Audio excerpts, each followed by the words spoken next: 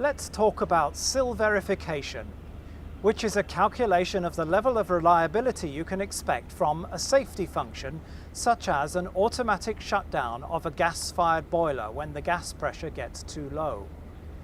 These calculations can get quite complicated, so many engineers use software for them. Some companies rely on spreadsheet-based solutions developed in-house.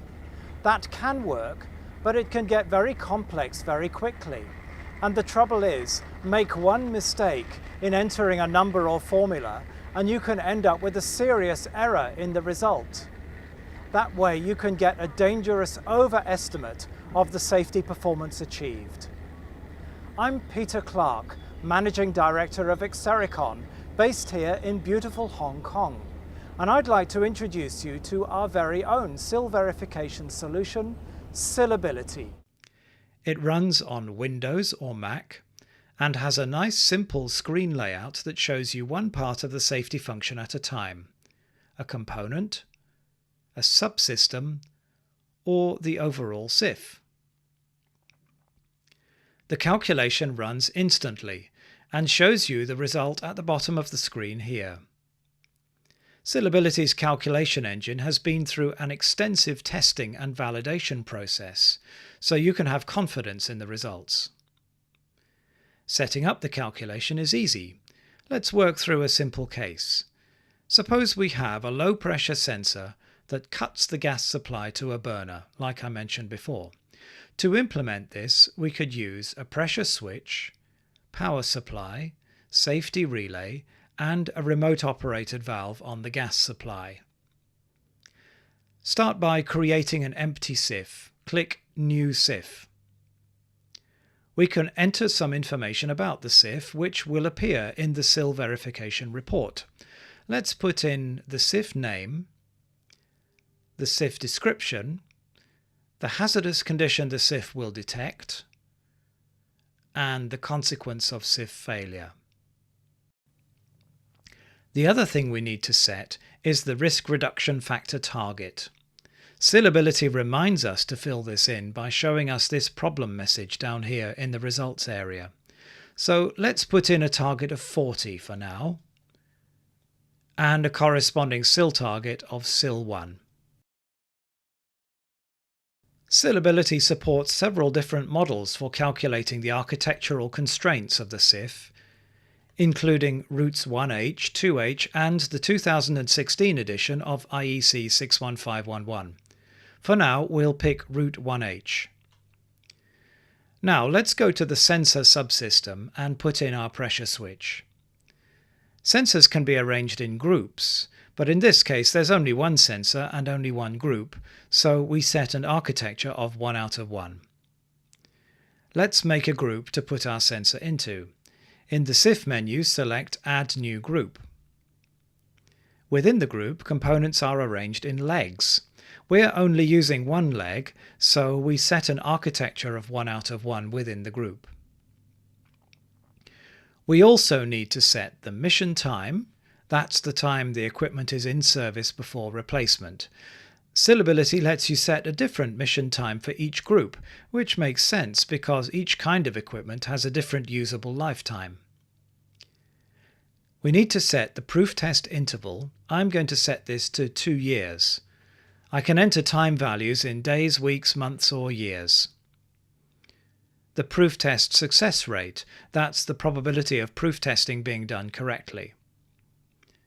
The proof test duration, let's say 4 hours. It seems like I put that in the wrong box. That's no problem. Saleability has full undo and redo capabilities, so I just click Undo. Now let's put it in the correct box. And the mean time to restore. Now there's a warning down here that I need to check the MTTR includes diagnostics time checkbox, so let's do that. Now we need to add a leg to put the components into. And let's put a component in the leg.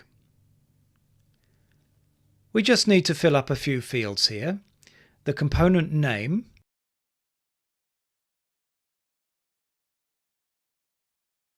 the failure rates,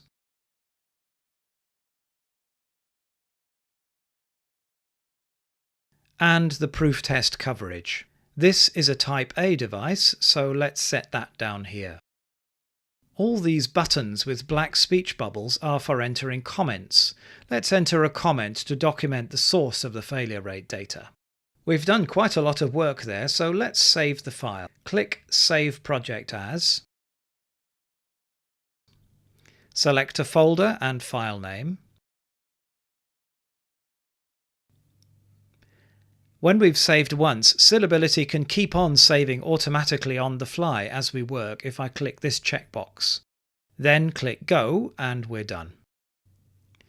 Now we move on to the logic solver subsystem. In here we need a power supply and a safety relay. We'll add these as separate components.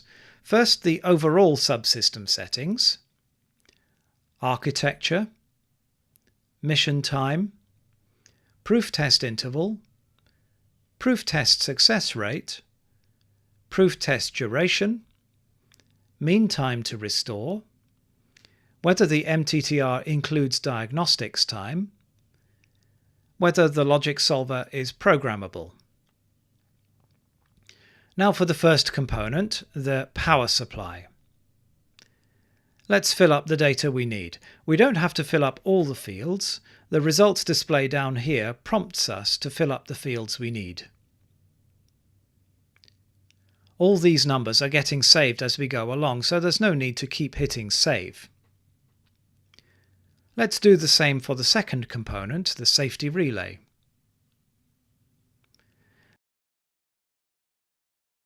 And immediately you can see the results for this component are getting calculated and displayed at the bottom here.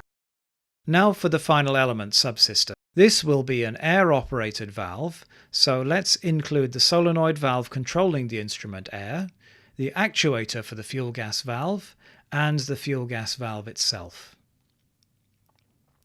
We need to make a group, so I click New Group in the SIF tree on the left. Fill up the parameters we need. We can also include partial valve stroke testing if we want. Now we make a leg and switch on partial valve stroke testing for the leg. Let's fill up our first component, the solenoid valve.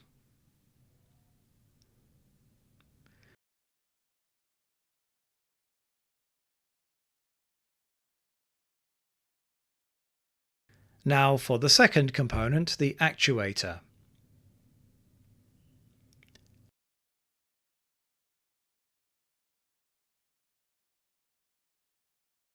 And the final component, the shutdown valve on the fuel gas supply.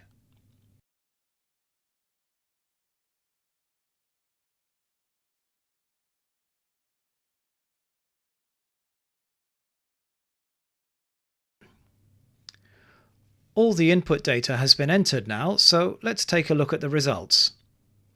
We've achieved SIL 1, but we missed the risk reduction target. We achieved 25 against a target of 40. The final elements are making the major contribution to the failure rate, as we see in the results breakdown. So let's make some changes in the final elements. We can try a shorter mission time,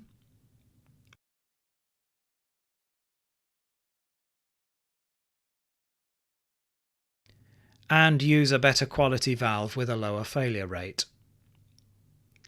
And that gets us over the target. Now let's make a report. We click Make Excel Report, provide a file name, and click Go, and it's done. Here's how it looks in Excel. There's one worksheet with the overall results, and another for each SIF with all the input data, results and comments included. It's designed to transfer easily into a Word report with just a few keystrokes. We just need to select all, copy, and then paste into our Word document. And there it is, a complete record of the SIL verification input data and results in one concise report with no reformatting required. One nice feature of the report is that it includes this value called the edit number.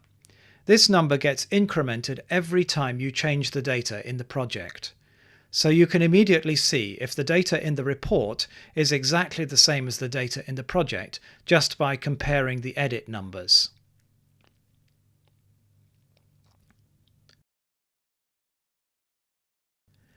Saleability has lots of other features too, which I'd love to share with you. First of all, you can build up your own database of component failure rates. All you have to do is open an empty database file, go to a component in your SIF that you want to save in the database. Let's use the pressure switch as an example. Click Store Component in Database. We need to provide a component name for identification in the database, the equipment name which states the exact model of the hardware, category which is used for filtering when you're looking up components in the database. Optionally, you can record the data source and any other comments as well, then click Go.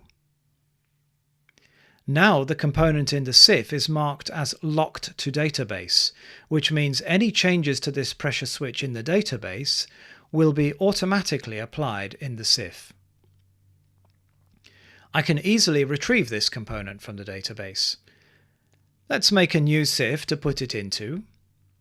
Make a group and leg in the sensor subsystem and click Get Component from Database. Select the component I want, click Apply, and now the component has been added to my new SIF. Another nice Saleability feature is that you can add one SIF to another SIF as a group within the hosting SIF. This allows you to reuse chunks of components across multiple SIFs without re-entering them every time. We call this the Sub-Sif function. Let's see how this works. Suppose we want to reuse the solenoid valve, actuator and ball valve for our fuel gas shutdown in several different SIFs. So first we put them into a SIF by themselves. Here it is. Now let's insert this as a subsif into our low fuel gas pressure SIF. Navigate to where I want to add the subsif in the main SIF and click Attach. Now, if I look at the calculation results for the whole SIF, I get the same results as when I modelled it all in one SIF. Going back to the subsif for a moment, partial SIFs usually don't have components in all the subsystems. But you don't need to use a workaround like adding dummy components in the empty subsystems. You can just switch off the empty subsystems with this checkbox. Generally, the philosophy of Saleability is to avoid the need for workarounds because they introduce opportunities for errors to be made. Our motto is, make it easy to do it right. Saleability has a host of other features on offer, which are all covered in the user guide. It's really comprehensive and not only explains how all the features work and what all the parameters mean, but also lists all the baseline assumptions made in the calculation, includes guidance on sourcing failure rate data, provides tips on modelling tricky cases, and explains how Saleability supports import and export of SIF data. When you're ready to try Saleability out, contact us at xSeriCon and we'll email you a link to an install package and a trial license. After that, you'll be able to take advantage of Saleability's flexible licensing options, which means you don't need to spend a lot of budget for a long-term license if you only need Saleability on a per-project basis. Thank you for watching, and we wish you and your project safe and speedy success.